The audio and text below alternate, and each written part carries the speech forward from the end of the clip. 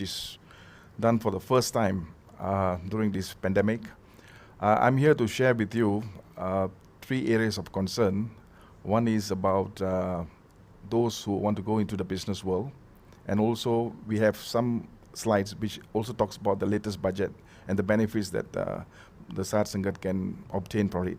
But before I begin my speech, I would like to invite Dato' Amarjit Singh Dio to present his slides first on the Malaysian Sikh Education Aid Fund. So I call upon Dato' Amarjit Singh Dio.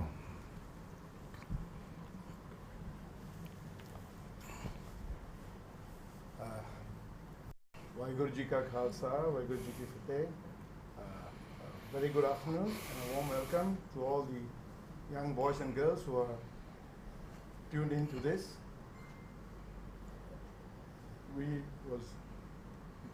I'm going to keep my talk fairly short because I want to save more time for question and answer sessions later.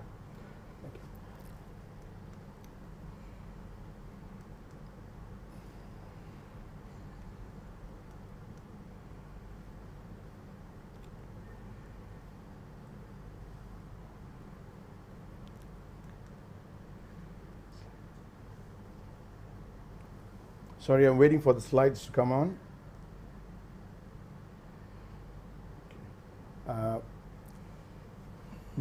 Actually, many of you may not be aware, but the Malayan Sikh Education Aid Fund was actually set up in 1951. So that's almost 69 years ago. And that shows the foresight that our fathers had to realize the role of education in economically uplifting future generations and thereby contributing to nation building.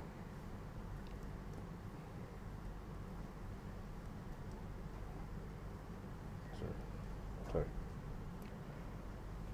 Okay. What are the objectives of the education fund?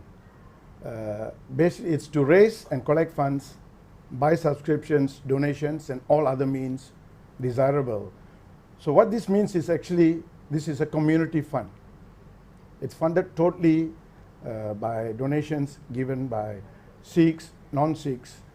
With the exception of 4 years ago, we got a grant of 360,000 from the government. Okay, and our objective is then to encourage. There are many Sikhs, boys and girls, who want to pursue further education but do not have the financial means to do so. So this is where we come in. And we play a role in giving you interest-free loans. And how to apply for these loans, I will, in my further slides, I will talk about that. So it's generally our objective is to help the cause of education for Sikhs.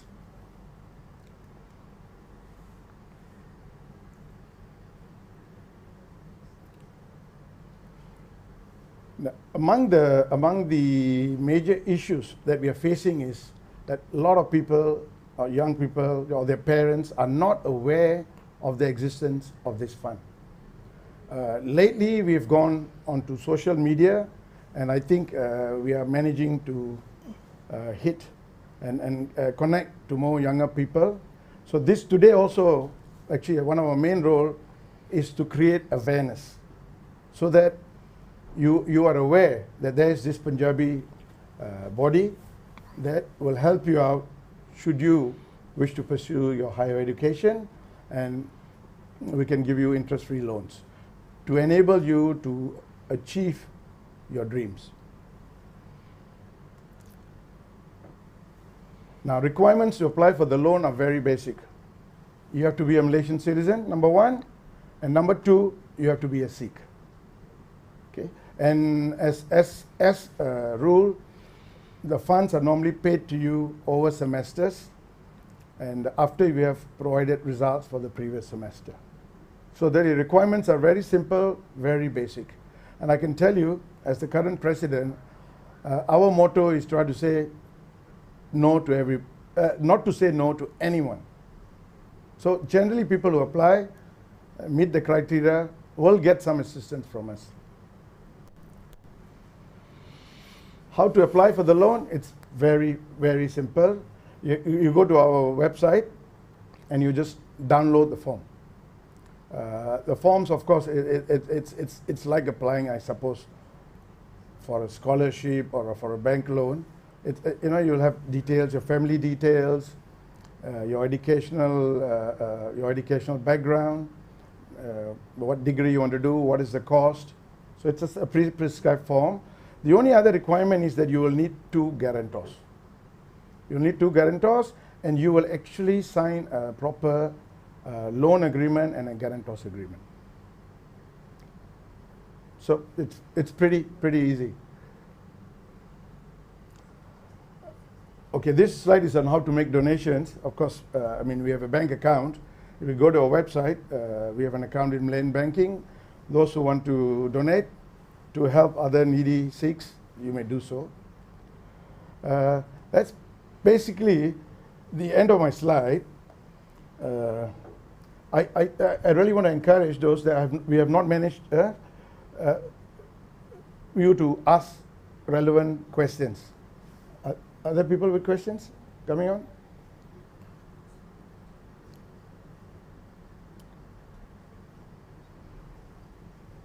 Okay, the last slide is how to become a member. The subscription fee is only 1,000. Okay, to become a life member, and I don't know how many of you, if you go to Club Aman, the dining hall, there's a wall, which is called the Education Wall of Learning. If the donation is more than 5,000, then your name goes up on the wall. Okay, and if you look at our accounts, all the funds are exclusively used to give loans to students. There's no expenses. All the expenses are borne by the committee members. So there isn't a single cost item in our accounts. Questions, please?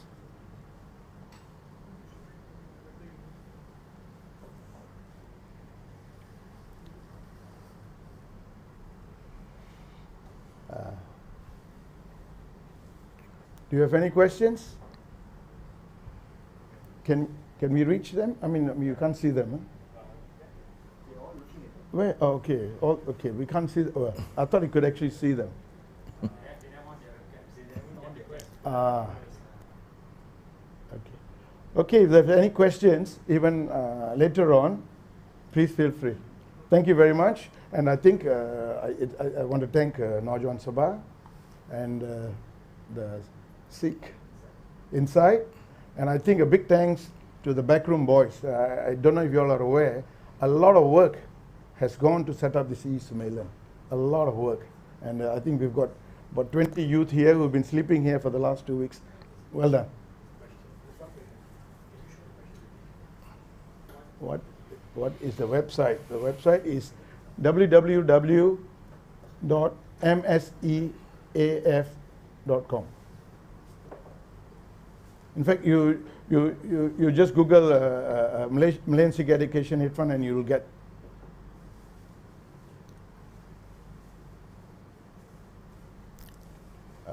Also to add, actually we're getting a lot of young people now to join our committee, and that's why, through their help we've gone on social media, and in fact I can tell you the last 2 months I think we've had about 20 applications. That's how successful the social media thing's been.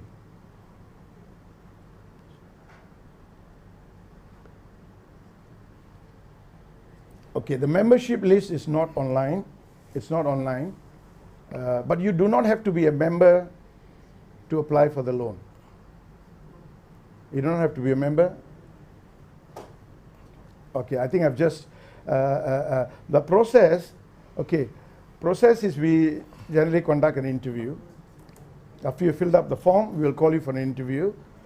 Previously, the interviews were done in person. Generally we use the office in Club Aman, but lately we've been doing Zoom meetings. Once you filled up the forms, we'll get back to you within a week, and And after the interview, we'll get back to you in a matter of days. And then it's how fast you can fill up the forms. So the whole process can be over in 2 weeks. So we react pretty fast. Okay, as far as grades are concerned, we try not to turn anybody down. But your grades must be good enough so that you can actually complete what you have started. But we don't have any grade, specific grade requirements that you. This loan is not for toppers. It's not meant for very clever students. It's meant for students who need assistance. So we encourage everybody. No specific requirements. Of course, your degree must be recognized by the local government. We also now are encouraging a lot of people to do diplomas. Not everybody may have the gift to become a doctor, lawyer, engineer, but we think technical and vocational training is the future also. Some people are perhaps better with their hands than doing written exams. So we are encouraging through our website for people to take up technical and vocational training. And we will also be publishing on our website what are the courses available in the technical and vocational training, many of which are funded by the government, the Human Resource Department. So we encourage students to, instead of, I'm not looking down on taxi drivers, say, instead of being a taxi driver, you can become a technician or a chargeman. Also, these are the types of training that you can then become an entrepreneur. You can set up your own business. So I encourage people to look up whatever we're going to post on technical and vocational training.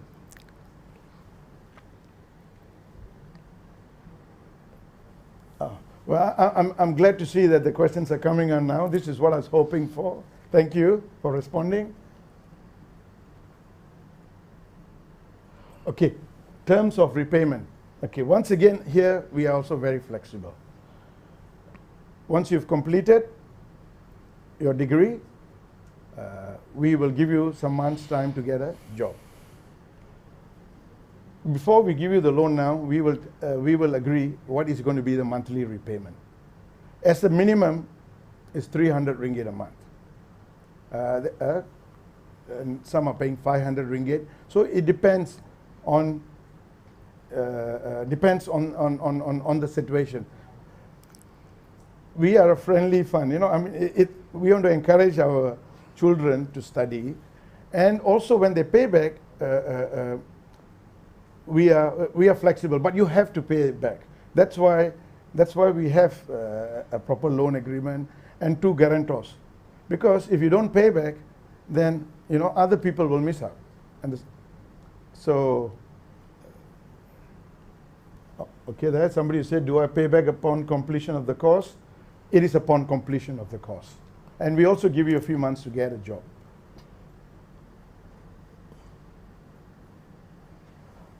No research and development grants. I'm afraid we are not big enough for that. Just to let you know, about 10 years ago, the fund was about 300,000. Now it's 1.5 million, the size of the fund. But we are growing. We are growing, and as I said, please apply. Any needy child, please apply. We will make sure we get the funds to give it to you.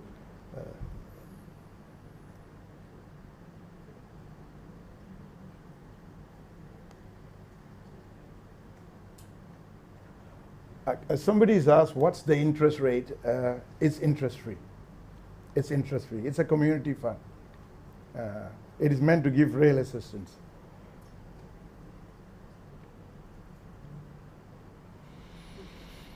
Yes, we've had more than 2 people in a family apply before, but never more than 2. So, yes. Okay. As a rule, we do not give loans for those who want to study abroad, and the basic reason for that is that, I mean, studying overseas is very expensive. So if you choose to study abroad, I presume you would have the funds to study. Otherwise, we encourage you to study locally, because there are so many good universities, courses available locally, and the cost is also very reasonable in Malaysia. So, yeah, if you want to study overseas, yeah, we are unlikely to assist you.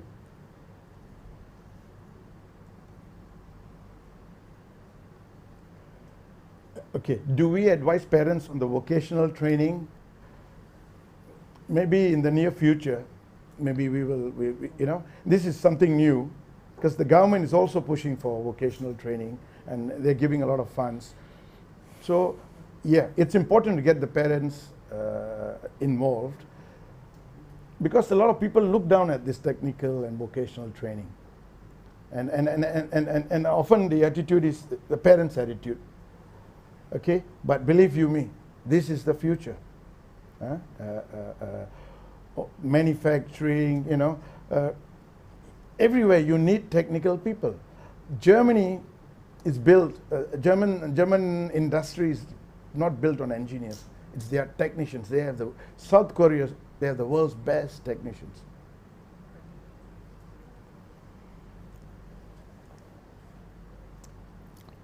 Okay, I think there's no more. But please check us up if you have any questions. Post it online, and we will get back to you. Okay, thank you very much.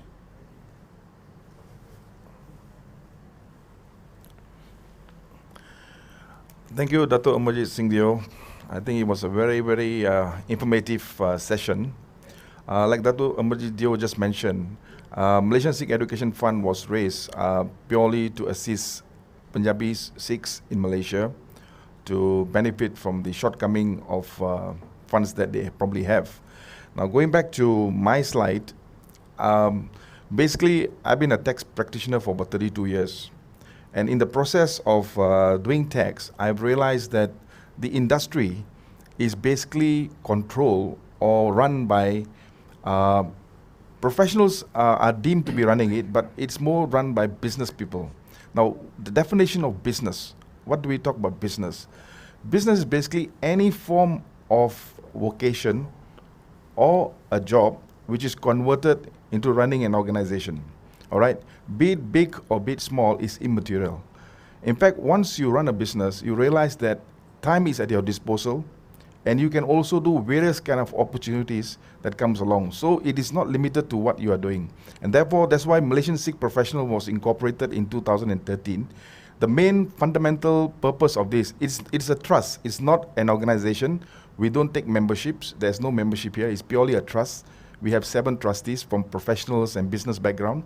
And our main concern here was to convert the mindsets of Sikhs in Malaysia, moving from an employment to a business. Now, why do I say that? All right, let's look at my slide. The origin of Sikhs in Malaysia. Now, we know our forefathers came from India, right? And when did they actually came? There are first few Sikhs who have footed in Malaysia, all right? Our entry is 1865. And what do we came in for? We were brought in here as police person, military, and guards. All right, that is the first entry in Malaysia. We came in into Malaysia for these purposes, all right? And then subsequently, we began to come to Malaya 1873, all right? The first Gurdwara was established 1873. The first public Sikh Gurdwara was set in 1903 in Penang. Now, when I was talking to my father, he said, look, when they came, the first entry point was finding a Gurdwara, because there was brotherhood, there was fellowship, and each Sikh was taken care by his fellow members. So even back then, we are already providing fellowship and brotherhood and assistance. So moving forward, we can actually transform these little benefits that we have among ourselves into a greater vision. All right. So let's look at the number of Gurdwaras we have in Malaysia. Perak, they have 42 Gurdwaras, Selangor 21, Kuala Lumpur 15, and all the way down to Melaka. Total, we have 119 Gurdwaras. Now let's look back at our gurdwaras and find how did we ever fund 119 gurdwaras in Malaysia. It is funded, of course, with the assistance of the government. They give us the land, they probably give us a seed fund, all right? But the balance of the funds came from people like you and me, all right? If our resources are great, if we have enough funds with us, we can actually develop not only into 119 gurdwaras, but we can have 119 different locations of business centers to educate or even to enhance the lifestyle of our fellow Sikh brothers. So these 119 gurdwaras are actually built with probably limited resources, because if you, with due respect, if you have an employment, you are limited to the amount of funds that you have. But when you run a business, all right, when you run a business, you have an opportunity to have multiple source of income. And this multiple source of income not only enhances your family values, but you can use these resources to actually bring it back to the society. So these 119 gurdwaras probably still require assistance. And if we were to go back to the same person over and over and asking him for resources, there may be a limited amount of resources. All right, but if you have got funds with you, and the funds are generated through a business, all right, we are able to forward more. Now, in 1931, there were 200,000 Sikhs in Malaysia, all right? 1931, 20,000 Sikhs in Malaysia, sorry. In Perak was the largest number, all right? Before World War II, Sikhs were found part of Malaya. So technically, if you look at this slide, all right, we have been contributing towards the security of the country by being at the forefront, all right? That was what our forefathers have done today. From the humble beginning of our forefathers, today they have produced professionals, they have produced successful businessmen, they have produced politicians, they have produced doctors, lawyers, and well-known people in Malaysia, right? So that is the second phase of people. Now moving towards the next generation, that's where I would like to advocate, in fact, Malaysian Sikh professionals like to advocate to every young Sikh out there, have a mind shift or paradigm shift, whereby look at yourself as a person, identify your strength, all right? What is your strength today? And use your strength to develop the business model that you can probably have. I will go through it later, and these are part of the slides. Now, Sikh population in Malaysia. Today, the Sikh community is becoming part of Malaysian plural society. If you look at the Gurdwara Council's, what they call report, approximately today we have 170,000 Sikhs, all right? And former Sikh Nonasabha president said that we are probably 100,000. Actually, number is immaterial. Despite us being small, despite us being in very small number, our contribution has been extraordinary. When people look at Sikhs, they know these people are honorable, they will commit, they will do their work properly, and they're always there. In fact, our gurdwaras are today being recognized not only in Malaysia but throughout the world during this pandemic. All right, we are there providing food for them, we are providing shelter for them, we are assisting them. All right, and all this is only possible because of the fellowship and the brotherhood that we have. So number is just a number. What is important here today is resources.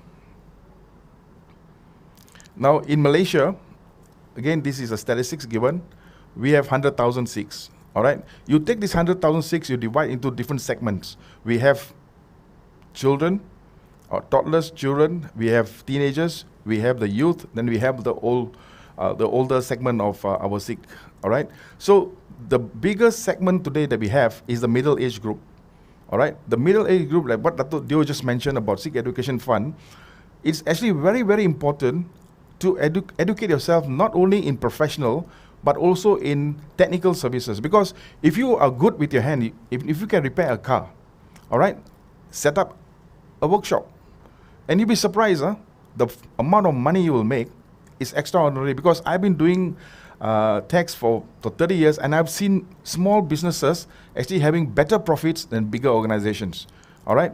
So that's the way forward. Now, if you have decided after listening to the first segment of my slides that, okay, we came in, our forefathers came in as policemen, army, and guards, and today we have got a second tier of people who are professionals. Now they are children.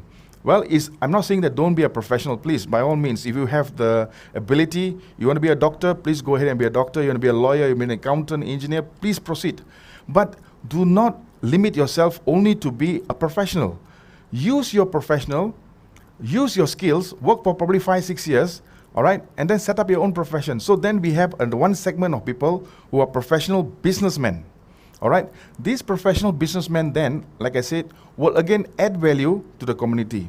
Then we have the tier 2, those who probably cannot become professionals. All right, we can set up restaurants, we can set up any form of business that you actually have got an acquired skill. So what is important today here is, do not limit yourself. Usain Bolt said that it's not the beginning of the race that is important, it's the end of the race. So do not compare yourself with anybody. If your brother or your friend are doing better today, wish them well, all right? Wish them well, learn from them. Learn what you can learn from them and develop in your own self. Because today you may be ground zero, tomorrow you could be leading the game, all right? So setting up the mindset of doing business is the paramount importance in our Sikh community today. You know, I would like to see, if I'm doing tax for as a profession, I would like to see a lot of Punjabis coming up and setting up companies, doing up business and advising them so that this generation will have the resources to assist the future generation. We don't have to go out there and ask for money. All right, we don't have to wait for government to give us the funding. We will be able to put in our own resources. We will be able to share the wealth that we have acquired, and this wealth will be used for the well-being of the Sikh community today. So whatever you do, do not undermine yourself. Have a mindset, all right? The mindset here is, I can do anything. We Sikhs are bound to do anything impossible, all right? There's nothing that we cannot do. For those of you who are thinking of setting up a business, I've got different level of business model, all right? The startup companies can probably use a startup model. Those who really have got good fundamentals and probably want to do what they call this a full-fledged business, we have another structure here. So let's go back to the structures that probably you can do. Now, there is something called limited liability, all right? Who are these limited liabilities? They are sole proprietorship, partnership, LLP, all right? Then you got a company. So what happens to the legal entity? No legality, all right? Perpetual succession. What happened here? There is no succession, because if the sole proprietorship dies or the proprietor dies, there's no succession. All right. So it's a very entry level. It's cheap to form a company. If you decide today, okay, Amar proprietorship, all right, and you want to do a mechanic shop, this is the cheapest. It costs you maybe 50 to 100 ringgit. You incorporate this proprietorship. There's no legal entity. Of course, if you are the only one, then it belongs to you. Capital contribution is by the owner. So the capital depends on you. How much do you want to invest? Do you want to put in, do you think your business requires 100,000? Do your business require 50,000? Then that's the amount of money that you probably will put it into your proprietorship. Now, what is the minimum number if you want to set up a proprietorship to do a business? All right, it's only one person. Now, if you understand, this whole topic that I'm talking now is for those who wants to change the mindset from working to business, all right? So these are the 4 different models that you have. Sole proprietorship is the first model, okay? And then let's go back to the members participating in the management. Because it's a sole proprietorship, you are the boss. You are the worker. You do A to Z. You can be the office boy. You can be the boss. You could probably go to the bank and bang in the check. So basically, it goes back to you. Standard sets in internal management, again, goes back to you, because you know why? You're a sole proprietor. Access to finance, up to you. You know, you manage your finance. Nobody's going to come and tell you how to run your business, because it's managed by you. So that's the meaning of sole proprietorship. It solely belongs to you as a sole proprietor, all right? So I hope those who want to set up business, you probably understand this. You may find it a little gray, but don't worry. If you have issues, you can always, our numbers are there. Call us up, and we will assist you to go forward, provided you have the mindset and you want to challenge yourself to be a businessman. All right? I want to share this with everyone, whoever is listening here. Please change your mindset, change your paradigm, change your thinking model, because you will be very, very surprised when you do business, all right? It's unlimited. It's you to decide. There's no retirement age, all right? If you work at 60 today, they say bye-bye. But today, at 60, many people are super fit, all right? They are as good as 30, 40 years old. But there is an organization telling you, you're not fit to work, stay home. But when you do a business, can anybody say for you to stay at home? No. You decide when you're going to stay. In fact, you can stay at home and your business still runs. All right? You have people managing it for you. You'll be having workers managing for you. You will have life that you want. You can travel where you want. You can invest. You can educate. You can have a succession planning for your family. You can bring in your family if you want to. You can bring in your cousins. You can bring in people. So that's the benefit of doing business. All right? Now let's shift to, from sole proprietorship, there's another model called partnership. Assuming today 2 people decided, all right, 2 good friends said, hey, enough of working, let's set up a partnership. What happened with partnership? All right? Partners jointly and severally liable. So if 2 of you get together, 2 of you, compared to sole proprietorship, no liability. Today, both of you have to decide.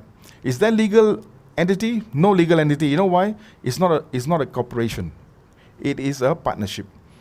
And again, setting up a partnership is as cheap as setting up a sole proprietorship. So when you start a business, all right, start it cheap. You don't have to go and listen to some people and say, form a company, because companies are expensive. Your entry cost itself is very high. So if you start a new business, the whole idea is to keep it cheap. Capital contribution according to the agreement. So if 2 partners say, I think today Harjit and Dato Dio decided to have a company, I said, Dato, I think probably we need 50,000. He said, okay, so let's put 25,000 each. So that is an agreement between me and him as partners. All right? So an agreement is important. The moment you have another person with you, you must have documents. You must have some basic documents to fall back to if there's issue. What is the minimum number of partners too? You can have even up to, I think, 20 partnerships if you want to, but like I said, it's difficult to manage too many people, so keep it as small as possible. The maximum number is 20. Is there an agreement? Again, goes back to the partnership agreement. Is there a standard? Again, it goes back to partnership. Access to finance. Again, partners investment or borrowing. So if you look at these 2 models, all right, what's the difference between sole proprietorship and partnership? Sole, you are alone. Partnership, you are with someone. All right? But the basic fundamental is the same. All right?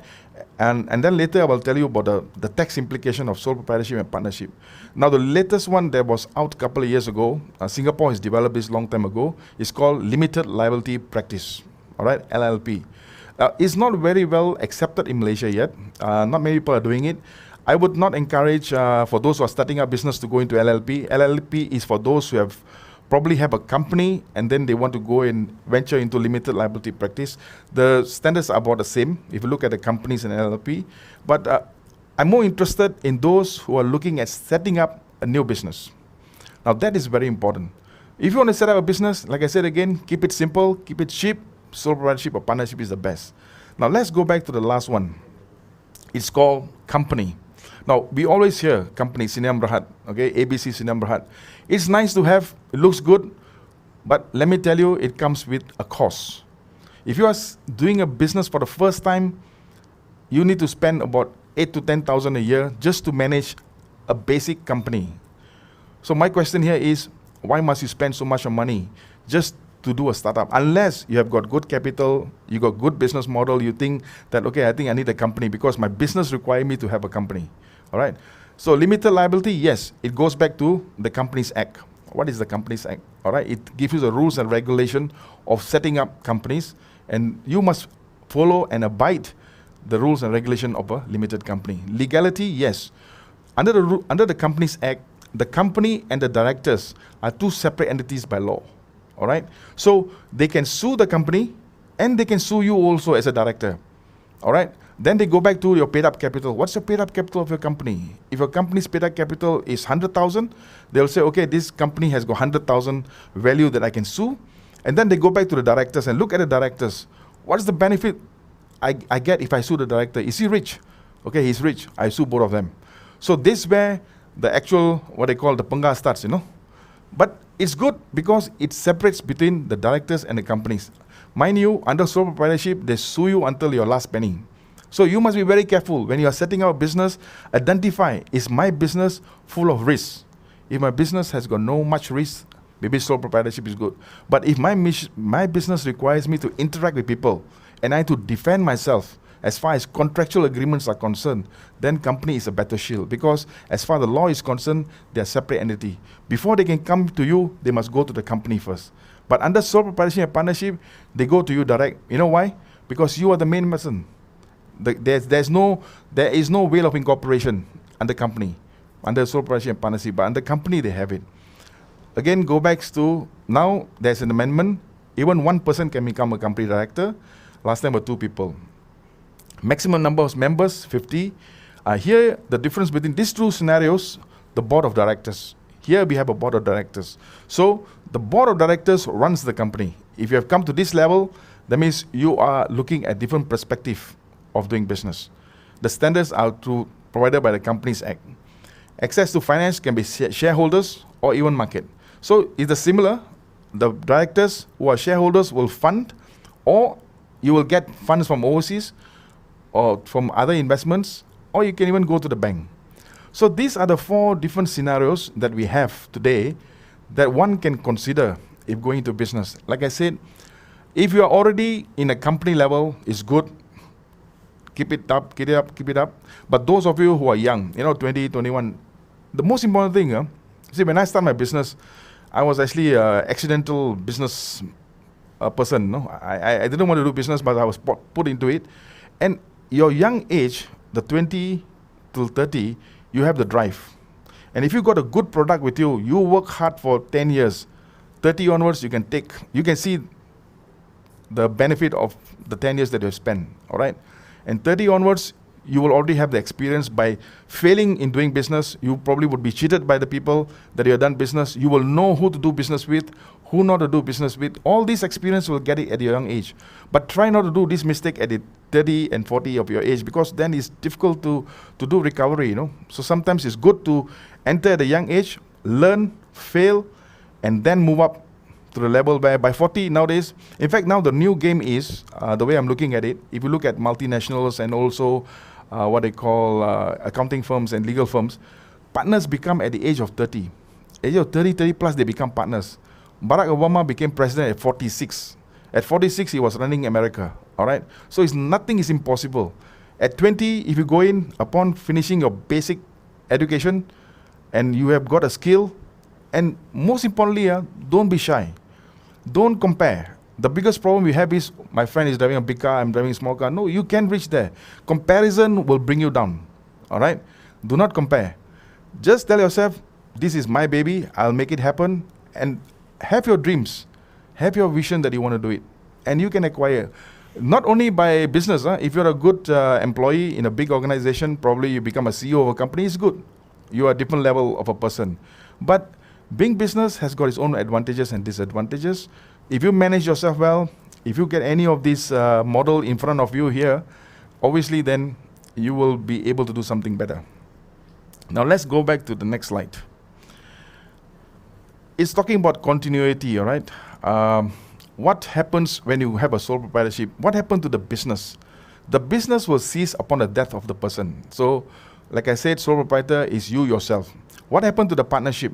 The partnership will be dissolved if one partner disagree or dies. What happened to LLP? LLP also will be dissolved depending on the agreement.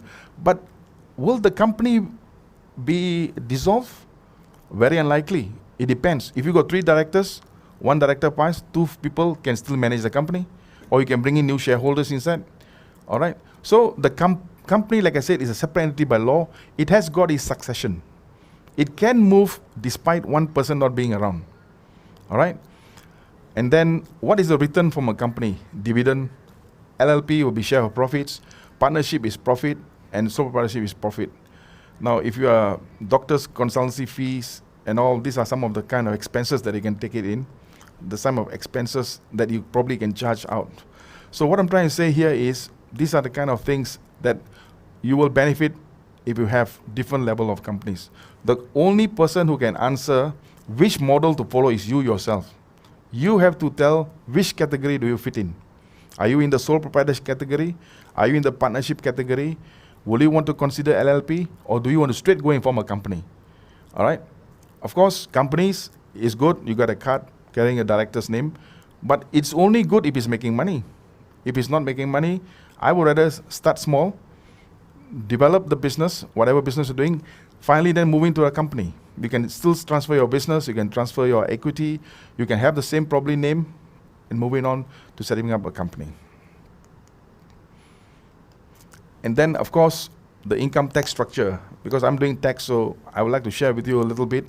What will happen if you have a sole proprietorship? What are the tax rate? The tax rate is 28% if you're sole proprietorship. Partnership, same. LLP and companies, they have got these very good tax rates. Why? Because the companies have got its own regulation, whereby income tax is going down little by little over time. When GST was introduced, the tax rate came down. So if you got a LLP or a company, your first $500,000 is only taxed at 18%. If you are an individual, you work for a company, right? Say you're a consultant, and the company gives you an EA form or a statement of $500,000. You're going to pay tax 28%. But if you structure yourself well, and if the company allows you to set up a company to negotiate with them, then they say, please pay my $500,000 to my company. What happens? From 28% to 18%, you already save 10% just by shifting your income to a company. All right? But this can only happen if there is an agreement between both parties. Okay? But otherwise, if you have a business, the companies, this is the advantage of having a company. Your tax rates are low, but it comes with its own risk. What is the risk? The cost of managing the company is high. All right? You have to have proper accountants and auditors and probably tax agents, to manage your work. And that's the cost to manage this kind of business. And then the submission deadlines, I would not want to bore you with all these extensions of what form to use. Once you have already decided which model you want to follow, these slides, I believe, will be also shared with all the participants, so you can actually read it yourself. You got issues, just give us a call, and we will be able to advise you. Now, okay, before I go to this slide, all I wanted to tell you guys was to change the mindset. Why? Because the Sikhs have to move. Our forefathers came in tier 1. They created tier 2 professionals. The professionals are creating professionals, but we can also create business people. So if each generation transforms, mutates, and become different, imagine what will happen to our coming generation. Your children will become even more powerful than you. All right? That's the whole idea. If you look at Malaysia, Singapore, our DNA is about the same. All right? Most of us are into employment, secure employment. But if you look out of Malaysia, the Sikhs out of Malaysia are venturing into business. It's because of the exposure and also the education given. You need someone to wake you up and say, hey, be like them.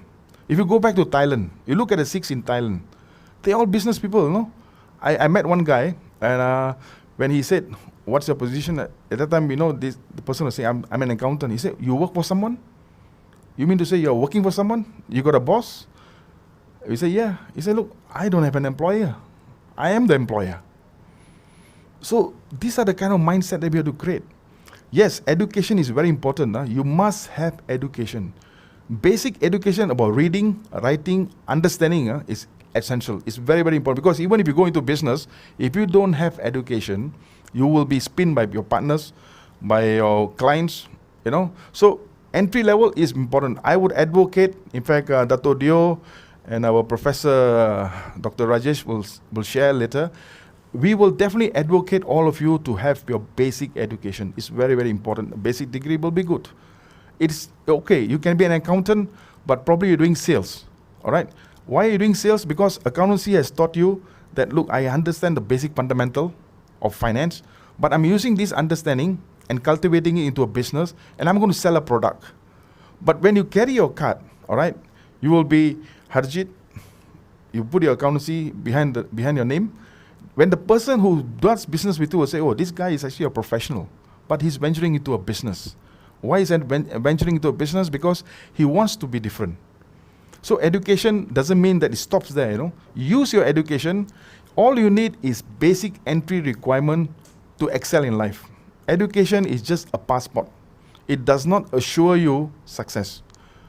If you want to be successful, it's you yourself, all right? You yourself will be able to transform yourself, and obviously you will have goals. You must have goals in life. What do you want to see? Where do you want to go? How do you want to see your family being in the next 5 to 10 years? Have a 5 years mission. Mutate every 5 years, because the world changes. With COVID, we have got a total 360-degree change. Today we are doing e-Samelan. Why are we sitting here in front of a TV and speaking, and rather than meeting the person face to face? That is probably the way forward. So digital is going to be the way forward. Today laptops are so expensive, During the pandemic, the laptop price has gone up. Why? Because the demand and supply is a lot. And anybody who was in the laptop business today will be laughing. You know why? He probably would not have stocks. His stocks will be probably finished.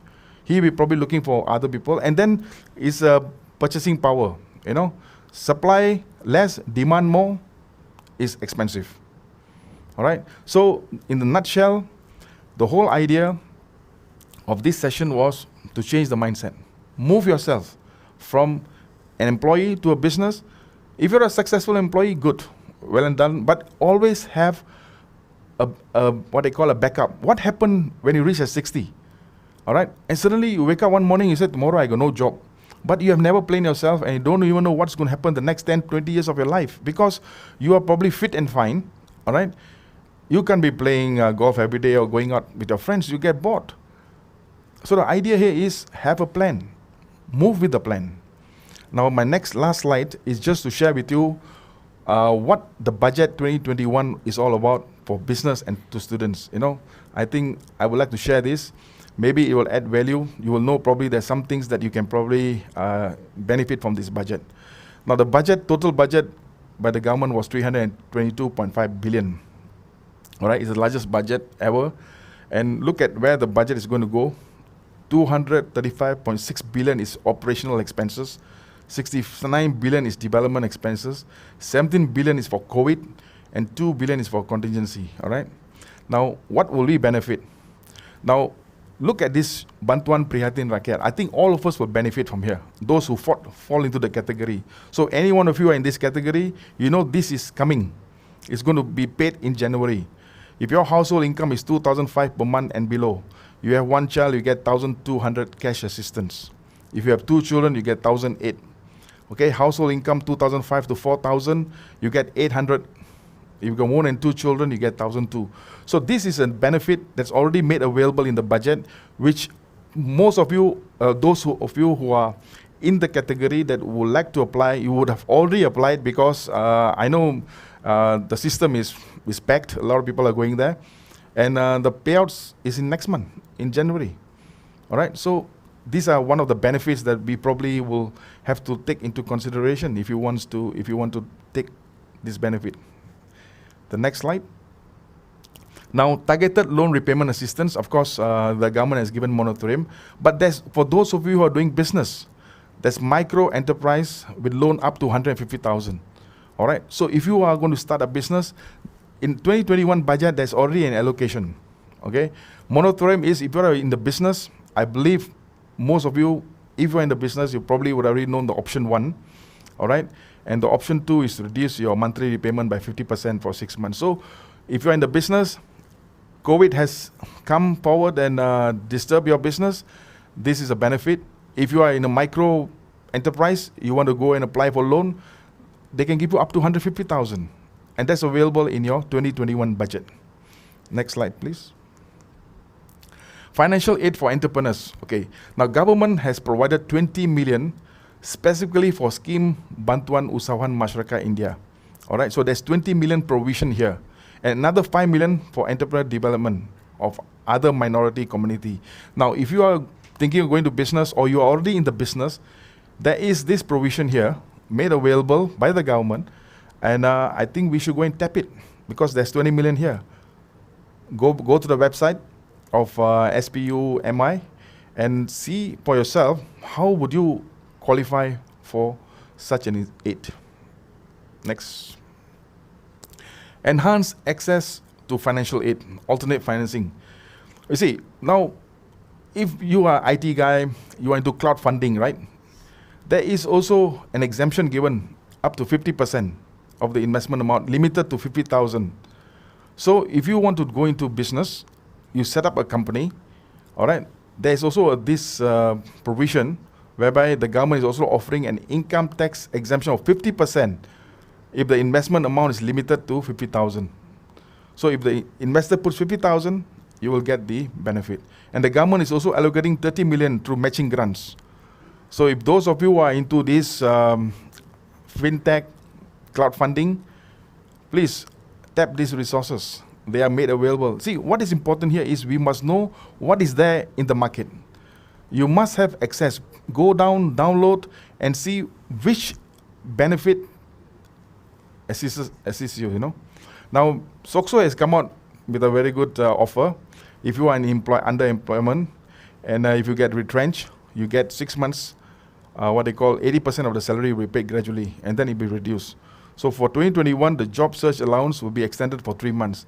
So go to the SOCSO's website. If you are an employee and you have suffered, assuming an employment, there's this benefit that is made available for 2021 under the budget. Next, please.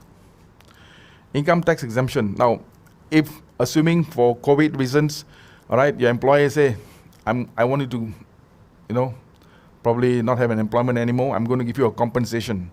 So if you get, say, 20,000, they said income tax exemption for compensation loss of employment for 2021 increased from 10 to 20,000. So if you get a compensation from employer for not having a job, you can use this provision to knock off the 20,000 that you have earned.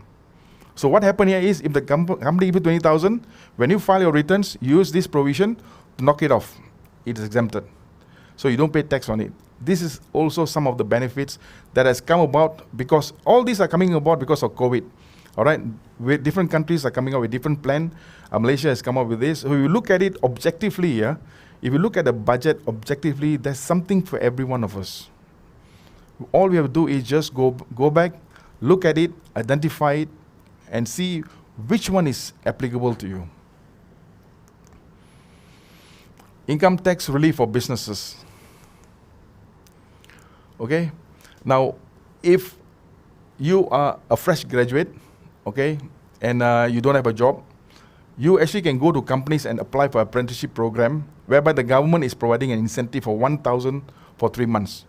So if you are a lawyer, you're a professional, right, accountant, you can go and tell them, look, there is such a provision here. You don't have to pay me, It's given. They will be provided with incentive for 1,000. So you, for 3 months, I'll get 1,000. And by the time 3 months finish, you probably have 3 months experience. You can probably then enhance yourself. The company may even take you. If the company doesn't take you, you probably go somewhere else.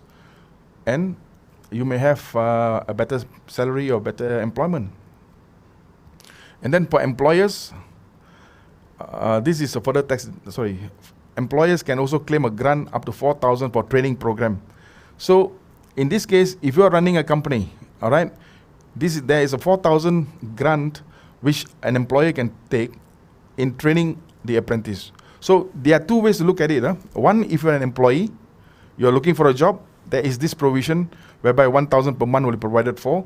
And if you are running a business, okay, you are running a business, as an employer, you can apply for the 4,000 training grant and say, look, I'm taking this apprentice in, I'm trying to train them, and I need to get the grant. So please go ahead and apply. So it's two-way traffic here. Employee also get some things, employer also get something. Next, please. Further tax deduction. Okay. Now, if you're running a business again, you want to take benefit of this budget. If you employ senior citizens, all right, you get a further tax deduction up to 2025. So if you want to maximize the benefit to reduce your taxes in the company, employ people like them. And senior here means a 60-year-old person may be deemed to be a senior, but he's fit. He can probably do a work of a 30, 40 years old man. So you can hire them, all right? And when you use them, you have got an extended tax deduction up to 2025. So these are the kind of things. So all these are done just to give back an employment chance to people who think they are fit enough to go back to employment. So if you are in the business, all right, these are the kind of things that you can consider. If you have just finished your employment, you are 60 years old, you will go and tell the employer, hey, if I work for you, I'm still fit and fine, you will get this extension up to 2025. So if you have knowledge, use the knowledge, you can probably educate your employer who probably may not have the information that you have. So these are the ways that probably you cross-sell yourself and also get benefit for yourself and also for the company. Now, this is for tourism. It has been extended. I think yesterday there was another, what they call new platform for tourism, but this is for those who are planning to become involved in tourist business, or just want to probably try it out. Students, what benefit the student get? Government is giving supplementary food program. So for the fact, extra 420 million has been allocated. So if you go to the school, the government will provide supplementary food program. All right, this is for the children. So for the fact that if your child goes to school, there is a supplementary food program given by the government for the budget of 2021. Laptop loans, this is something very good. I was looking forward towards this. And the government, in collaboration with Bank Simpan Nasional, provide 100 million to finance what they call My Ringgit Comsys scheme, whereby they will give a laptop loan scheme. So if those of you are studying, all right, or if you know anybody is studying, you can always tell them that there is such a provision.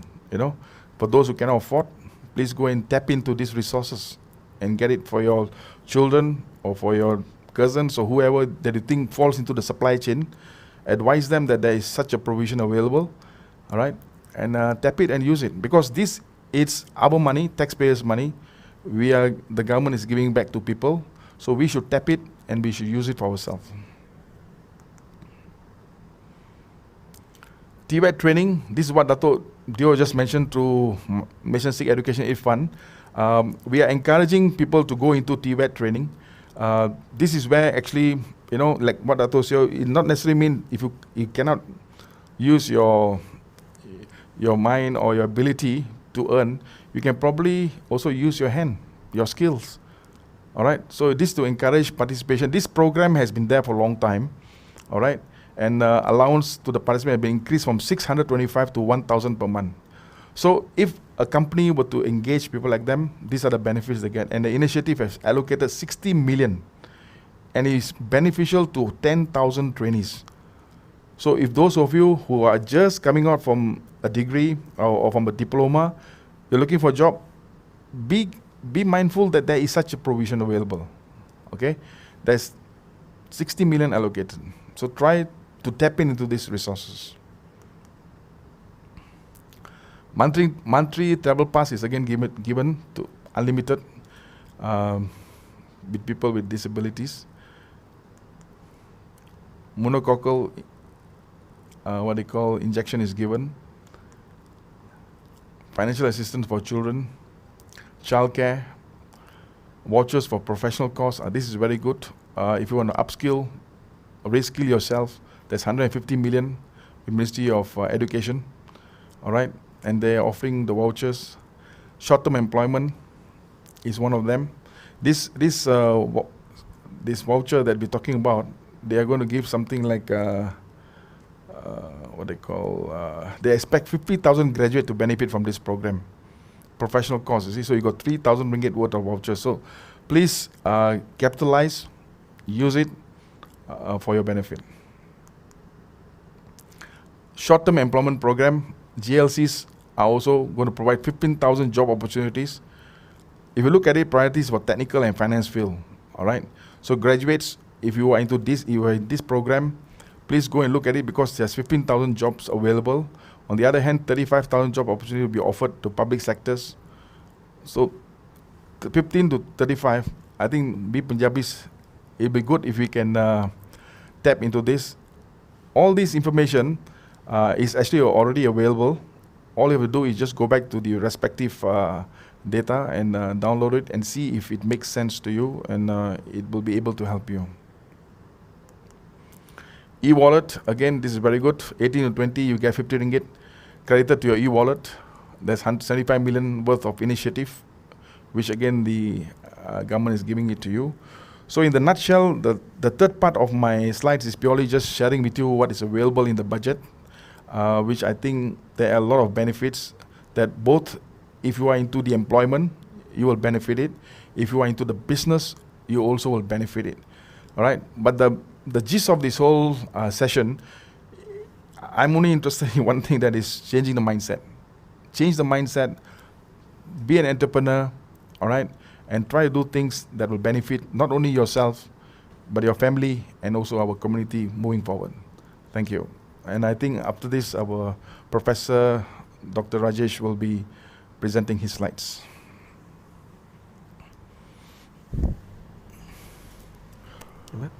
Thanks. Thank you, gentlemen.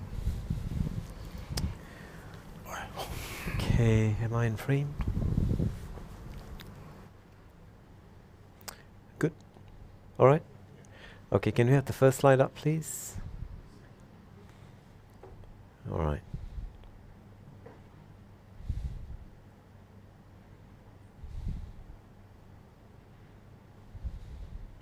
Yep.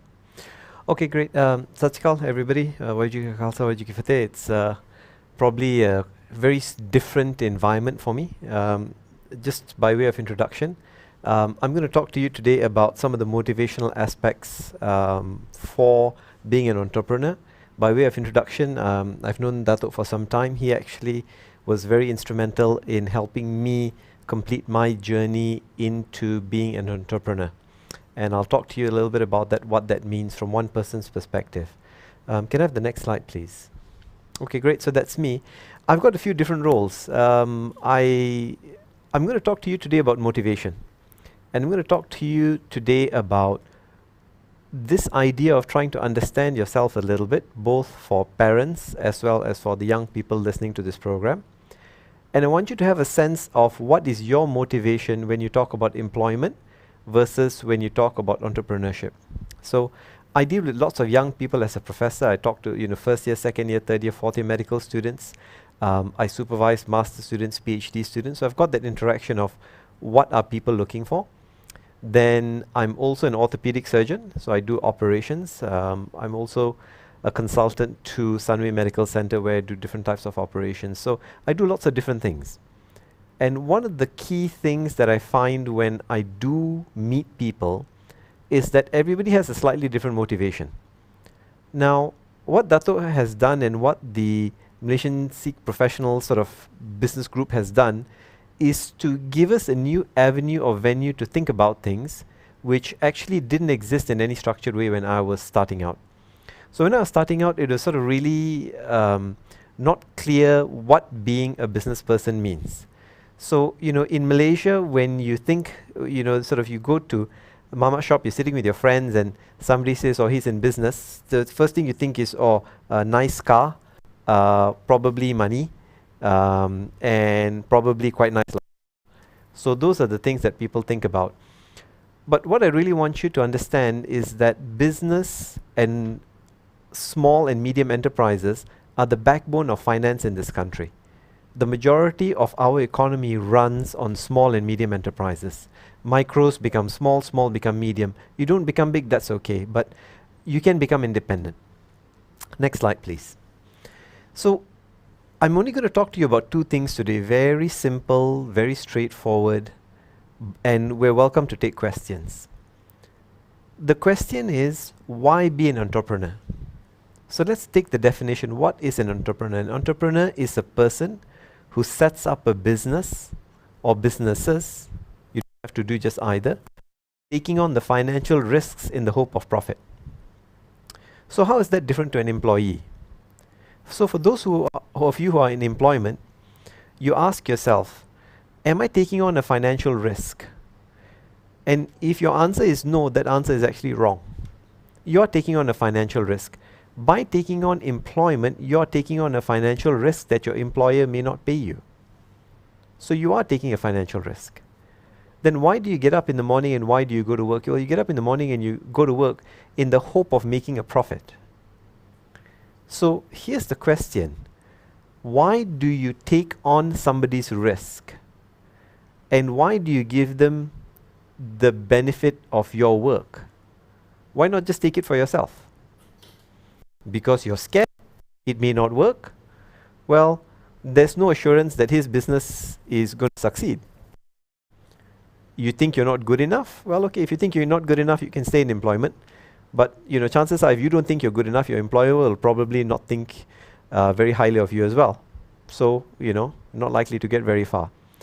So, if you think you're good enough, then you have to decide two things. The first is, what do you need? And I'll spend most of the time talking about what you need, because I think one of the challenges in the Punjabi community today is probably the same as the rest of society. People cannot differentiate the need from the want. Now, when I was growing up, I knew lots of families, I knew lots of elderly people in the community who were millionaires. Plain kurta, plain white shirt, bicycle, no car, no handphone, no bling, cycling around, collecting rental from here, money lending business from there, looking after cows there, selling rubber here. What did they do with all the money? There was no flashy lifestyle, there were no international holidays, there were no designer watches, there were no designer clothes. Those people who came first were entrepreneurs. They left Punjab to come here. They took their jobs with the Malaysian armed forces, with the police, with whoever else they could. And in the evening, they did jaga.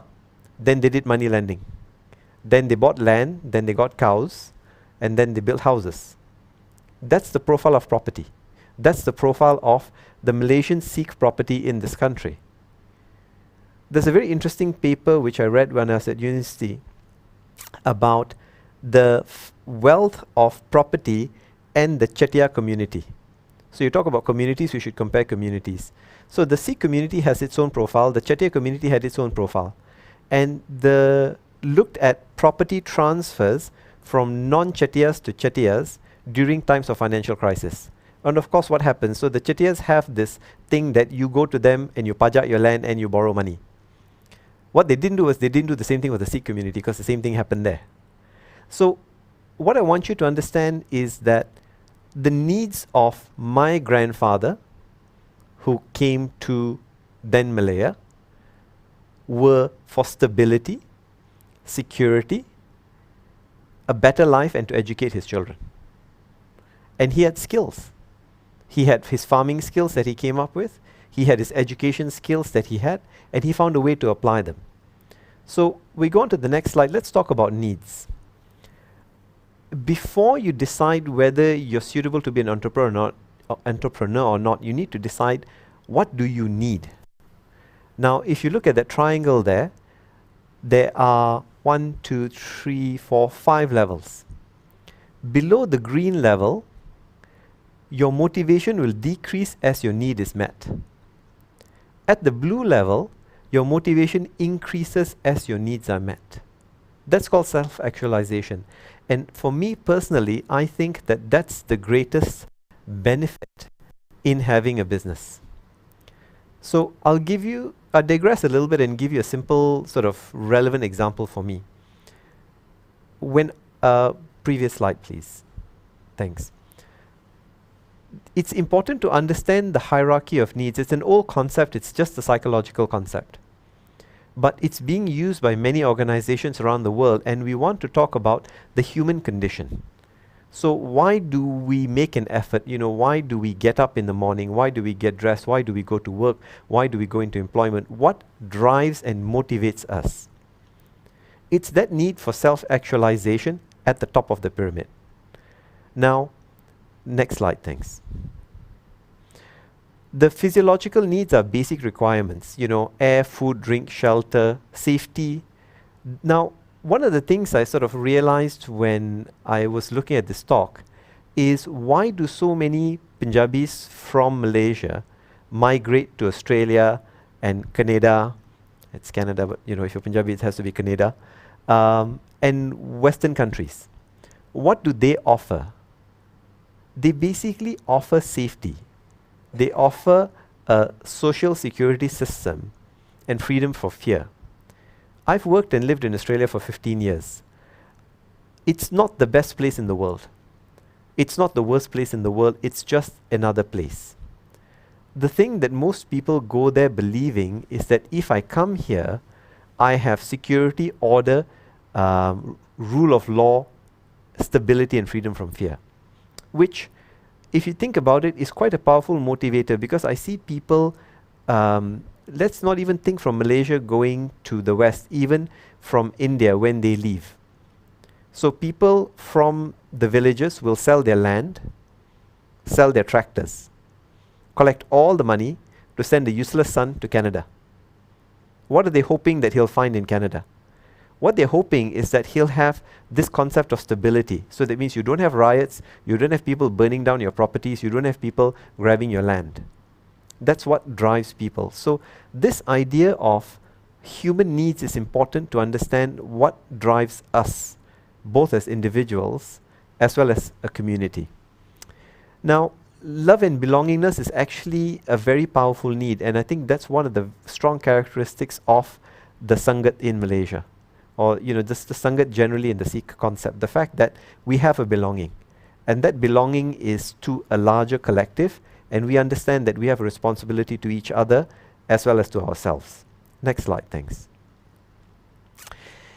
I'm going to spend a little bit of time on esteem needs, and this is mainly for young people. Esteem means there are two categories. One is your own esteem, your dignity, your achievement, your mastery, and your independence. And this is what I saw as a small boy looking at my grandfather and the people whom he dealt with. There were lots of business done. Everything was on a handshake. Everybody had their own dignity. Everybody had achieved in their own way. And everybody had their own independence. The desire for reputation and respect from others is, as Dato said earlier, one of the corrupting forces in society today. They have, I don't have. The problem with that is when you're trying to make decisions, it causes you to doubt the value of what you already have. So the reference term there, if anybody wants to look it up, if any parent is having difficulty with their child in this, the term that you should look up is imaginary peers. The correct paper is called The Destructive Influence of Imaginary Peers. So that means that your children think that Loki, whoever this Loki are, have it, and they don't. And that's a problem. One of the challenges I have in trying to advise and educate parents when they say, my son wants to be a doctor, and the son is there looking like that, going, obviously he doesn't want to be a doctor. The father wants him to be a doctor. He wants to do whatever it is he wants to do. So the challenge of trying to advise the parent and that challenge of trying to advise the child is that children have an inordinate respect or need for respect or reputation. Okay? In the sense that they need to be acknowledged by their peers. And all of you who have teenage children will have this problem that my friends are doing this, so I want to do this. My friends are doing that, so I want to do that. And parents get very frustrated going, what's driving this? And what's driving that is actually an esteem need. The fact that children have the desire for reputation or respect from others. And you as a parent don't count as others. Your family doesn't count as others. It has to be within your own sort of social circle. So it's important, I think, that when you talk about your motivation, so if you're 20-something, you've finished SPM, you have done a diploma, maybe you have done a degree, okay, let's say 22, 23. And you're thinking to yourself, do I go into employment or do I go into business? And if you still have that very strong feeling that I need other people to tell me, wow, shabash, you've done well, then you probably shouldn't go into entrepreneurship. You should probably go seek some employment, get some maturity, get some funds, and then decide you want to go out. If you're at that age and you say, okay, my esteem will come from inside of me. If I achieve this, I will be satisfied and I will be happy. I don't care what Auntie G says. I don't care what Uncle G says. I don't care what the neighbors say. I don't care what Loki are going to say. I am happy with it. If you can say that, then you probably have the correct esteem idea to become an entrepreneur. If you cannot say that, then you're not mature enough. And you need to be able to be a bit more mature before you can make those decisions.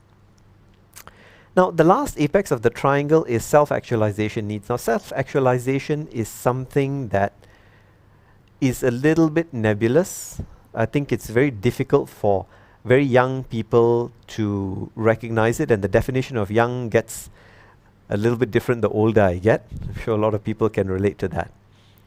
But basically, self-actualization means a desire to become everything that one is capable of becoming. So the people, for example, who have put time and effort into organizing this, they don't make money from it. They get little accolades. In fact, I'm sure there'll be plenty of people saying funny things about this event on social media about how much better it could have been or what all those things we have done wrong. But at the same time, the people are here doing it. All the Sewadars who are behind the screens making this technical presentation happen, the people who have started the structure, started the foundation, started the organization to bring this to you. So we are doing this because it fulfills our self-actualization needs. And they are personal for each individual. Each individual has their own needs for self-actualization. But they are here because they believe, for whatever reason, in themselves that it is important. Okay. Take the next slide, please. Now, physiological needs, safety needs, love and belonging needs, esteem needs. Most of the Punjabi community stops at the esteem need. That's it. I have achieved. I have the house, I have the job, I have the children, I have the car. People say nice things about me, finish. Don't need to do any more already. The problem is that when your esteem needs are met, what happens? The motivation gets less, the drive gets less. What I challenge you is that being in business, being an entrepreneur, allows you to get into self-actualization, where you talk about a lack of prejudice, an acceptance of facts, the fact that you solve problems that come. One of the challenges that professionals like myself have in Malaysia is that we form a small part of a taxation base. So we saw all the goodies that came in the budget from the talk before. Those goodies came from our tax money. We have a job. The job pays a salary. A section of that salary is taken and given to the government and told, go do with this money what you like. Unfortunately, in this country, we don't have representative taxation. So that means that when you pay your taxes, it doesn't mean you get any representation. It just means that you are unintelligent enough to not be doing something else that you actually have to pay your taxes. So one of the challenges for us, I think, as a community, is we always ask the question, Sannu ke milde? We pay, Sannu ke milde?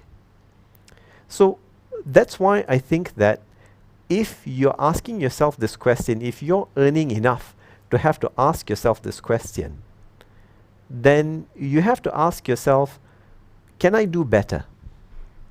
What can I do with this? So I'll tell you some of the benefits of running a business which haven't been spoken about. The first thing is you can decide whose education you want to pay for. So I have a company, I have a Sendirian Berhad. That Sendirian Berhad helps me with the various businesses that I'm involved in. And from those businesses, the partners involved in the business have decided that we want to look after people. We want to look after our people. We're not going to ask the government to do it. We're not going to ask a charitable organization to do it. We are going to decide who we want to look after. So we have funds. We say, well, instead of paying my 18%, 20%, whatever to taxation, I will use this money for education for my staff's children. I get to decide that. I get to decide we want to support this particular charitable organization. We support that particular charitable organization. I decide we want to employ a particular group of people, either for their benefit or for our benefit. But we get to decide. So one of the advantages of having a business and trying to achieve self-actualization is this fact that you can decide what you do, not just today, not just tomorrow, but in a sustainable manner. You can decide, I want to behave in this way. My behavior will affect people. And those changes which affect those people will affect other people again. You can do all those things, but you can't do it without financial backing. So one choice is you can have your stable employment, you can earn your income, you can spend your day doing somebody else's work, and then you can spend your other time doing your own work. One possibility. And there are people who do that. There are people who say, I need the stability of a job because of whatever. And as you will see from the COVID time now, this concept of job stability is just Maya. There are lots of Punjabi boys who have gone into piloting, and I'll apologize if this hits close to home, but almost everybody's lost their job. Seemed like a good deal. You get to travel the world, see things, good pay, good conditions, good lifestyle. Yes, but that was Tony's dream, not yours. So when Tony decided he wanted a different dream, then he just let all of them go. The smart ones said, well, while I'm earning this money, I'll put some into property, I'll make some investments, and I'll have some financial stability. I would put it to you that even if you're in employment, even if you have a stable income, you can still structure your investments in a business. Because once you structure your investments in a business, then you have efficiencies that were already spoken about before in terms of taxation benefits as opposed to personal accruals. And you also get professional advice to be told, in this particular year, this is the direction of the budget. So this is where you should be putting your money. This is the time frame in which you can expect a benefit. This is the challenges that you need to look out for. So it is professional advice which is independent. Now, I get people trying to sell me products all the time. Every few days, somebody will come and knock on my door and make an appointment and wait 2 hours and see me and say, hey doc, I've got this excellent investment product. Can double your money in 5 years. Approved by Bank Negara. Whatever. So I'm asking myself, if it's so good, why don't you buy some lah? Why are you selling it to me? Because of this concept of asymmetry of risk, I am buying a product which is made by a market that has fully appreciated and assessed those risks. I haven't yet. So when you talk about entrepreneurship and you talk about self-actualization, it's all the same sort of concepts that you have. I take it that our community is very loath to give up stable employment for a business. But I would put it to you that in this economy, you can actually do both. You can have your stable employment, you can have your part-time business, but if you have your part-time business and investments are included in that part-time business, you should have a proper structure in which to do it. Because if you have a proper structure in which to do it, then you have efficiencies. You don't just earn, pay your taxes, and then move on. All right? So in this first section, what I've covered is really the idea of self. Who are you? And this talk's really directed at two groups. One is younger people who are looking at it and going, okay, where am I on the scheme of things? The other one is for parents looking at the same thing going, where are my children on this? Because I did, like all other kids at my time, what is it my parents told me? But I was lucky because my parents were willing to listen to what I had to say. So we had a conversation, we had an exchange, a dialogue. There came a time when children don't listen to their parents. And that's actually exceptionally foolish. So if you're young and you're listening to this and you're not listening to your parents, you're missing out on somebody who knows you on this pyramid here.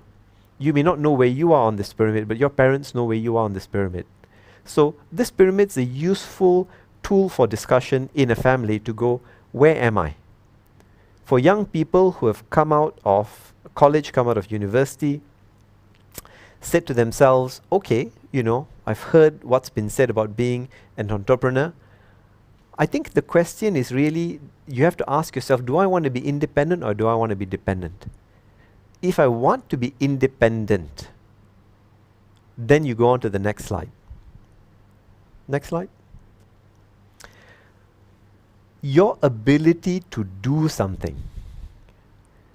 The number of people who come to me asking me for opportunities with no skill is actually phenomenal.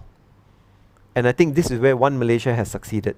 So it used to be that there was a difference in the races between people in Malaysia. Then One Malaysia came on, and basically all those differences have been compressed down. And those compressed down differences are basically people going, what do you offer me? What is my right? I got no skill, I exist. So what are you going to give me? We as a community cannot survive like that. We never have, and this environment doesn't allow us to survive like that. If you are thinking about yourself and you are thinking about entrepreneurship, you have to ask yourself, what is my skill? So skill doesn't mean what you think you're good at. It's certainly not what your family thinks you should be. It's not what you see on social media. And it's not an image of yourself, positive or negative. If you say, what are skills and how do I assess them? You can start by looking at your experience through school. So in school, what did you do? Did you help organize events in school? Were you on the debate team? Were you on the sporting team?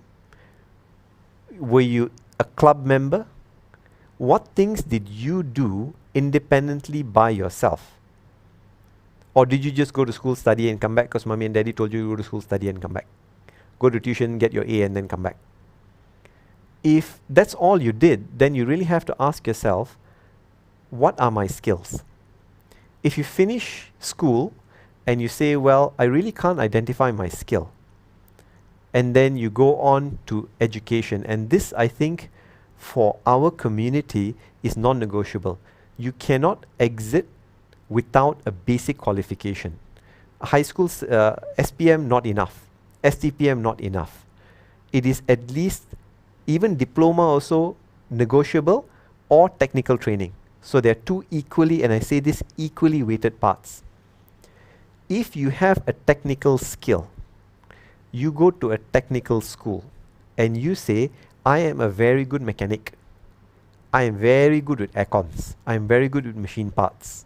You want to open your own mechanic shop? No problem. It's a skill which is objective.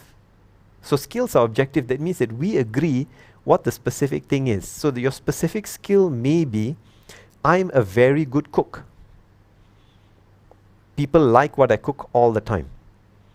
So you go to a technical school, you get skills specific to that, and then it's demonstrable. So you show, these are the ranges of foods that I can cook. I can cook them consistently, and I can cook them repeatedly, and people want to eat what I've cooked. And it's comparable to yourself. So it is not to say that I am better than the next person, but I am better than I was last year, and I'm better than I was the year before. And these are my targets for next year, so it's improvable. So those are skills. Those skills can be something that's saleable or something that's not saleable. So if you're a particularly good badminton player, for example, we agree that you play badminton well. You demonstrate how well you play badminton, what level you can get up to. You compare yourself to others and you show that you can improve yourself. And then you consider, well, I like badminton. Badminton is probably going to be my life. So how do I make money from badminton? Well, maybe you work in a sports shop selling stuff. Maybe you work for a sports company if you have a marketing professional degree. Or maybe you decide, I want to open badminton courts in KL, indoor badminton courts, because I don't see this pandemic situation changing anytime soon. And all my friends who are trying to book badminton courts are having difficulty because there are no badminton courts available indoors. So that's a business idea. Then you got to ask yourself, okay, now this is a good business idea, what do I do? Then you got to come and talk to the professionals. You got to come and talk to the guys who say, okay, well, that's a pretty good idea. What's your market analysis? How many people you know? How much are they willing to pay for badminton court time an hour? But your skill is objective, which is, I know badminton. So this thing about skills is really dependent on the current time. Don't accept what old people say about skill. And I'm starting to get old now. So that includes me. I used to think that this social media thing is just a complete waste until the business started and I hire some young people and I don't know what magic they're doing. It's a clickety-clack, clickety-clack, clickety-clack, and then suddenly looks good. And I'm going, oh, that's pretty good. How did you do that? So some of the people who work for me have social media skills. The skills are objective, demonstrable, comparable, and improvable. One of the guys who is working actually is a culinary arts graduate, but he has lousy culinary skills, but excellent social media skills. So he's helping us do our social media profile platform, and the company pays him for his skill. So we used to pay him directly, and then I said to him, did you ever think about setting up a company? He said, no. I said, well, why not? You have a skill which is saleable. And if I'm willing to pay money for your skill, other people are going to be paying money for your skill. So I encouraged him to get help to support the business, which is a mistake because now he doesn't accept my business anymore because it's too small. He accepts other people's business because it's more. But it is good for me that I've set this person on the right path. So he is a social media person and he's good at it because it is objective, demonstrable, comparable, and improvable. So for those of you who are thinking, yeah, you know, I got a Facebook account, I got a Twitter, maybe I also can be some social media guru. Well, maybe. But the question is anybody going to pay for what you want to offer or not? If people aren't willing to pay for the skill that you have, and you aren't able to supply the skill in the correct way, then that's not something that's going to be able to make a viable business. So let's look at, you know, the way things were done traditionally. My grandfather had rubber and rubber plantations, and I remember being very small and reading the rubber prices in the newspaper. So I would have to read the rubber price to grandfather because the rubber pricing was in English, and I had to read to him and tell him what the price was. So what he did was he had the rubber already at the shop but not sold yet. So not only was he an entrepreneur, he was a futures trader back in the 1970s. So he had rubber, he didn't want to sell his rubber today, he just waited. He said, when the price goes up, I'll sell rubber. And why could he do that? Because he didn't have a car, he didn't have expenses like the other people did, he lived frugally, and he had his aims, which is to save and grow. And I think that is one of the things that I want to be able to put out today. When you think about business, what should come to your mind is not flash. It's not the nice car, or it's not the card that says director. What business should mean to you is stability and the ability for you yourself to make a decision. What do I want to do? What direction in life do I want to take?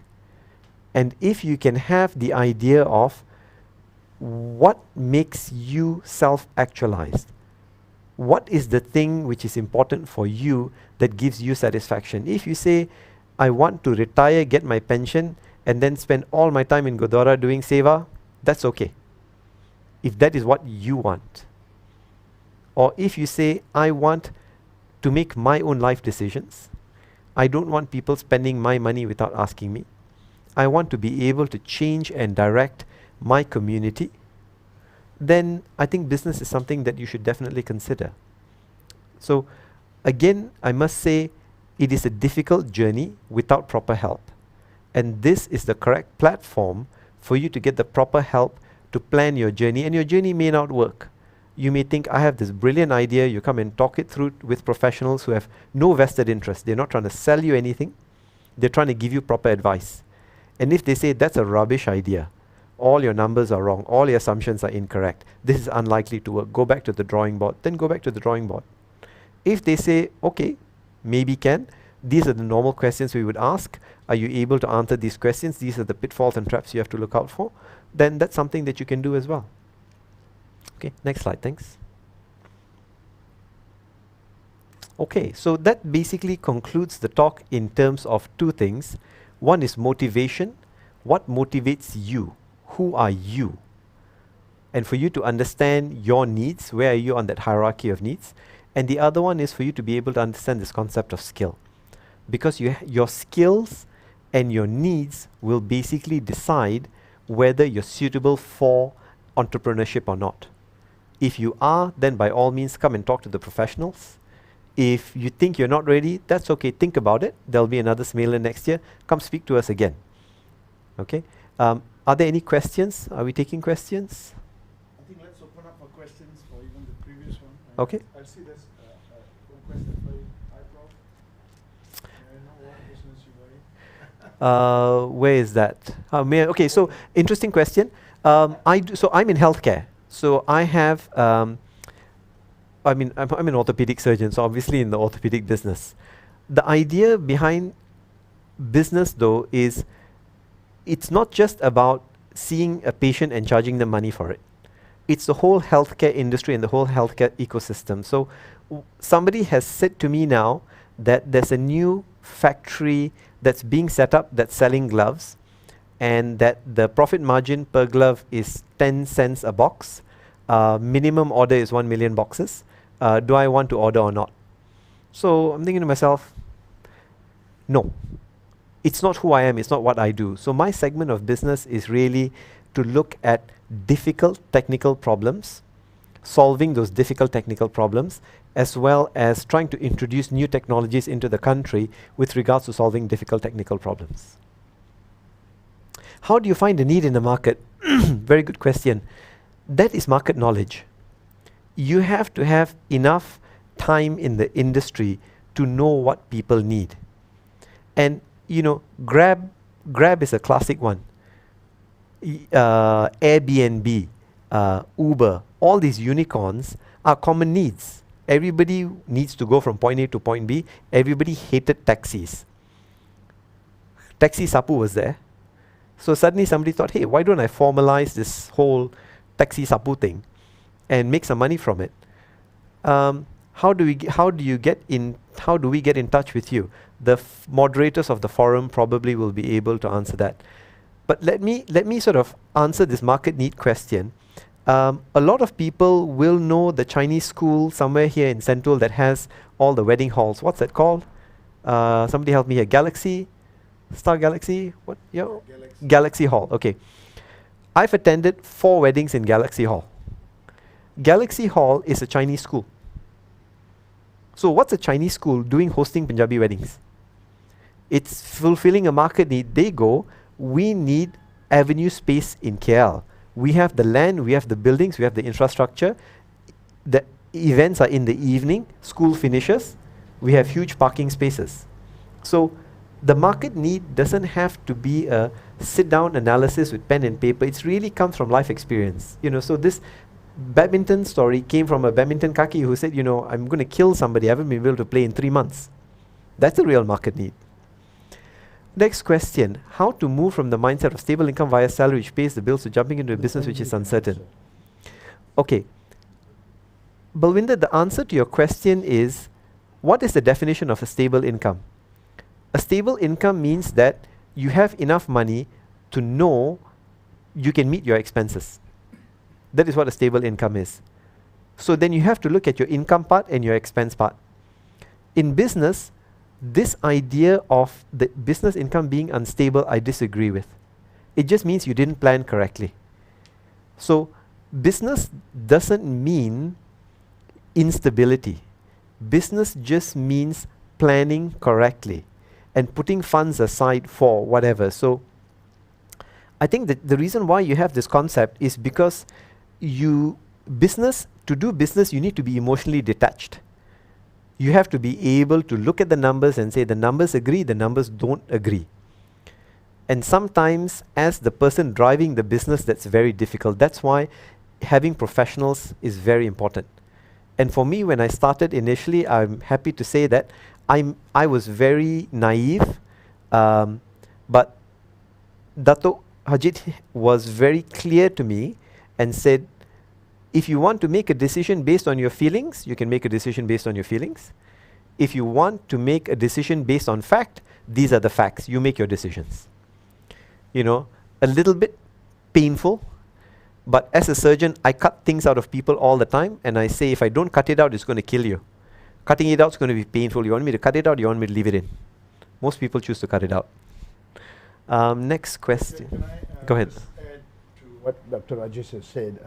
I'm a very good example. I am an accountant by training. I was working for 20 over years. I was a group general manager, earning a very fat salary, a company car, driver, everything. The decision is very painful. Because, like Dr. Hajit said, it's the mindset. We have been brought up with the Nokri mindset.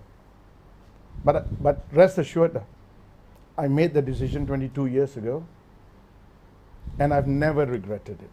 And of course, once you make the decision, then you said, I wish I had made the decision earlier. Because, I mean, I'm going to be very pro-Sikh here with the personality that we Sikhs have, with the way we speak, the way we look. We are good salesmen. We are good at what we do. So it doesn't matter what it is. It's a product you're selling, it's a product you're producing. If you become a businessman, an entrepreneur, you will always have the capacity to make more money compared to you being an employee. Of course, there are those who make it to the very top or pinnacle in their employment and become CEOs of multinationals, but those are very few and far between. The real money, like Dr. Rajesh said, actually it's the small and the medium size entrepreneur is making. So it is difficult, but have the confidence. But like Dr. Rajesh said, you also must have the skills. So you would already know in your employment how you are performing. Okay, I can tell you in my case, I thought I was cleverer than my managing director. I had to go. So it's a difficult decision, but I think you will know. You think about it, you will know when the time is right. But do not be in a rush. Be in a job for a 4 or 5 year period, acquire the skills, because educational skills, getting a degree is only one portion. Then being successful in a job and acquiring the skills is also important. So I would say don't rush into it, but think about it all the time, because it's a better way to go. Okay, so I've got a question here. Proficiency in a skill versus having passion in a field. Oh, this is very simple. I have a great passion for singing. I will not sing because I have no skill at all. Okay, so that's very, very simple. You know, I absolutely love music. You know, anytime there's a performance, you know, I'm probably the first one there queuing for tickets. You know, I spend hours and hours listening to performances. So I'm absolutely passionate about music, but I have no skill, so I won't torture you. Okay, what is the best market to venture into currently? The profit market lah. Hey, what is the question? What is the best market to venture into currently for those who would like to enter into a profit making? My question to you is, what is your skill? What skill are you talking about? And this is the problem. This is the problem. This is like a complete fail for us here if you're asking this question, right? Because what we're saying to you is that business doesn't mean easy money. No such thing as easy money. Business means hard work, sacrifice, more than you could possibly imagine you would have to sacrifice. But what it means is, it means independence. Nobody telling you what to do, you deciding how you want to structure the world. So, from me to everyone, that's a failed question, I'm sorry. If this is what we managed to impart, we have failed. Okay, next question. You're interested in forming the first Sikh old folks home for our aging community. Very, very reasonable. If you think you have the skills. So the question, lovely idea. What skills do you have in being able to manage it? Are you currently working in an old folks home? You know, are you a nurse? Do you have experience working with elderly people? Do you understand what the staffing requirements are? Do you understand what the affordability of the market is? You know, where do you want to place yourself? It's a huge question. That's the difference between a lovely idea and a skill. That's why my talk is about you and skill.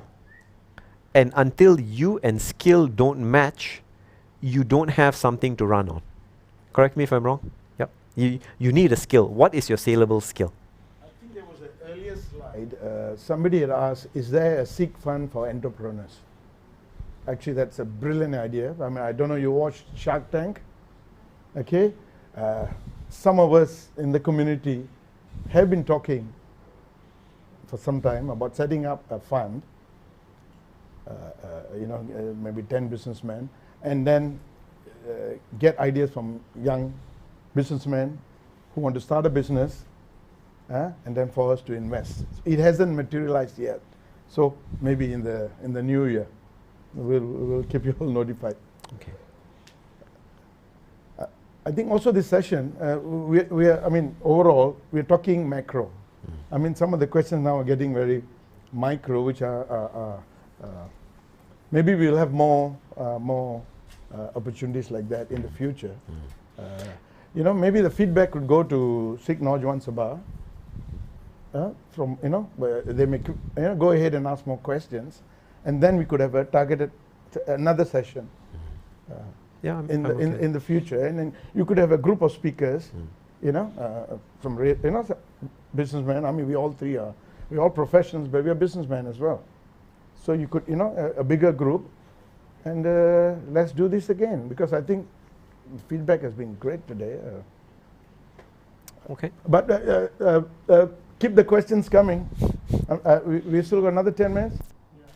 Yeah. Okay. Hard stop at 10. Otherwise, we're done. Keep the questions coming. So look, for those who are online, it's an opportunity to.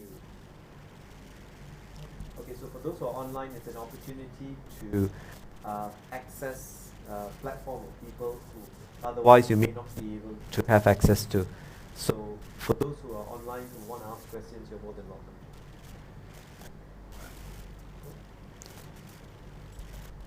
Okay, do you think we're done? I think we're all right.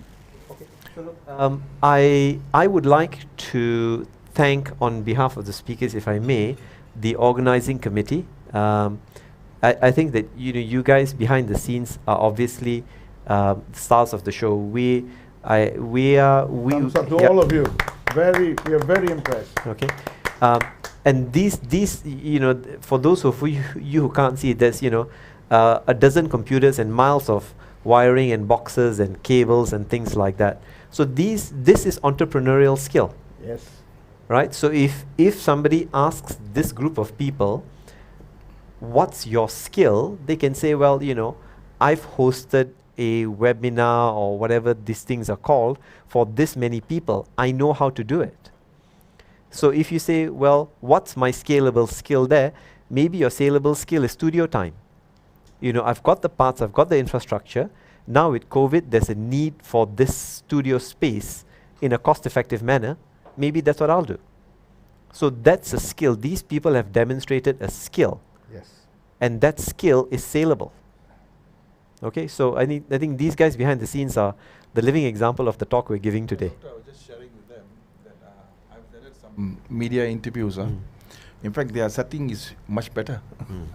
And this is the first one of these I've done, so I apologize if it wasn't quite so smooth. But it's a massive effort. And again, that's what the community does. From when I was a boy, I did what you guys did. with speakers and cables and things like that, because in those days getting an AV system was a huge deal. Just getting an amplifier with the speakers and the microphone was a huge deal. Amplifiers used to catch on fires. Gurdwaras used to catch on fires because of the amplifiers. And halfway through the kirtan, that screeching noise will be there and it'll be covering their ears, right? But that's what I did when I was your age, because that's what young people with technical skill did. We contributed to the community somehow. So you guys are contributing to the community, so huge effort. Okay, I think we're done.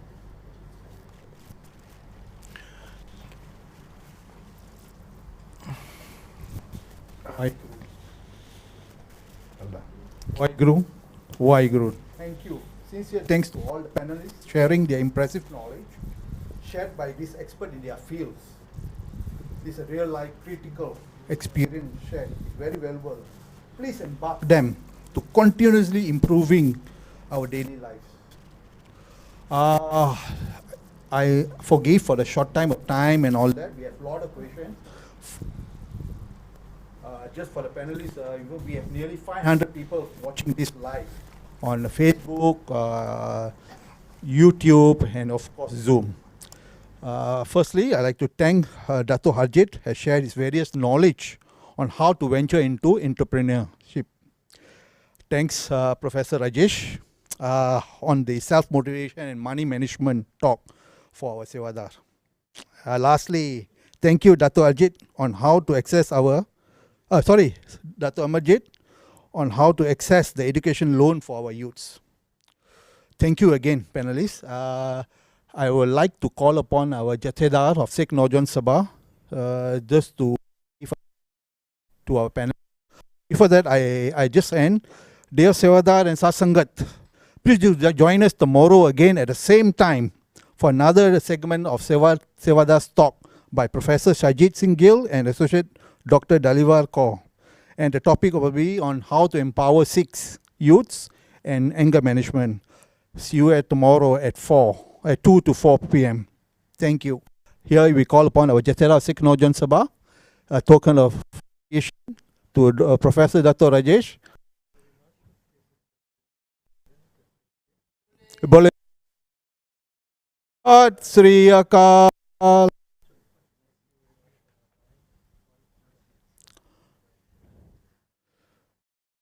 Dato Amarjit Singh. Bole So Nihar. Sat Sri Akal. And our Honorable Dato Harjit Singh Gill. Bole So Nihar. Sat Sri Akal. Thank you, Jathedar Sahib. We end our program. Thank you to panelists again. Waheguru Ji Ka Khalsa, Waheguru Ji Ki Fateh.